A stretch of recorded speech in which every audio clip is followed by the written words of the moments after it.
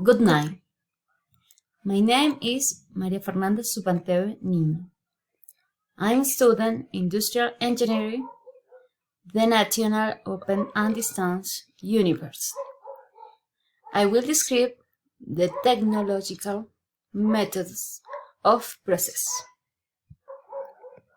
Little knowledge of evaluation methods by technology managers in share of the process.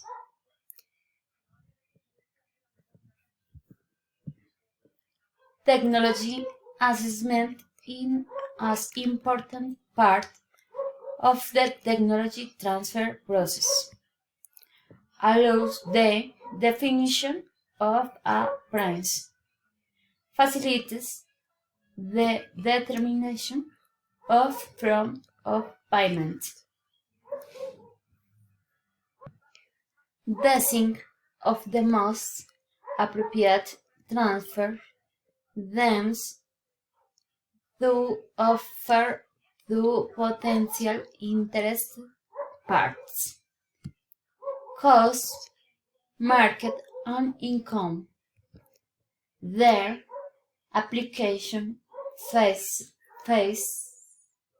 different situations and problems depending on who applies them and where.